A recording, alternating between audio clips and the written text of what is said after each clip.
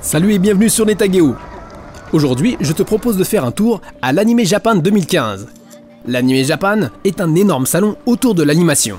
Un salon que j'avais déjà présenté l'an dernier, donc tu sais déjà probablement que ce salon regroupe des stands autour de l'animation.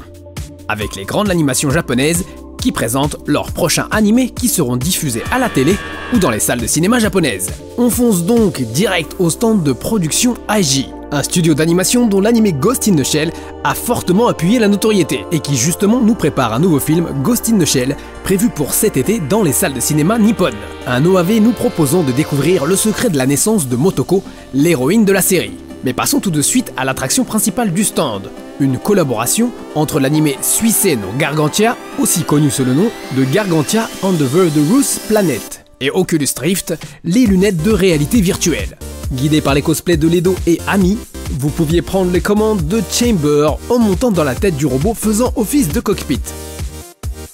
Le truc qui attirait les regards des passants, comme ce Kamen Rider Den-O.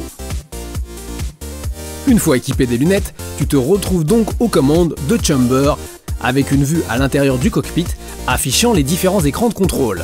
Bon d'accord, une fois les lunettes sur la tête, peu importe que tu sois assis dans la tête de Chamber ou dans le fauteuil de ton salon. Il n'empêche que c'est le genre de choses qui fait super plaisir aux fans et fait le charme des événements japonais. Au passage, un deuxième OAV Suisei no Gargantia racontant la suite de la série télé sera disponible au cinéma au Japon à partir du 4 avril. À proximité, il y avait d'autres postes où l'on pouvait essayer les Oculus Rift, dont un poste Uchusenkai Yamato 2199. Le stand nous a permis de découvrir des images d'un animé prometteur, Salsuberi Miss Okusai, une histoire qui nous projette à l'époque d'Edo afin de découvrir Oei, la fille dont le père et le mentor est Okusai, l'artiste qui a fait connaître les ukiyo-e à travers le monde. Un film réunissant de fameux artistes en diffusion dans les salles japonaises à partir du 9 mai. Il présentait Pikaya, un anime qui sera diffusé à partir du 29 avril sur la NHK, qui retrace les aventures de Vince et de Hana revenus 500 millions d'années en arrière pour sauver la planète. Une partie du stand était dédiée à Haikyuu, dont les prochains épisodes télé sont en cours de réalisation, avec des planches originales et des affiches présentant le prochain film OAV Haikyuu Owari to Hajimari, prévu le 3 juillet dans les salles japonaises.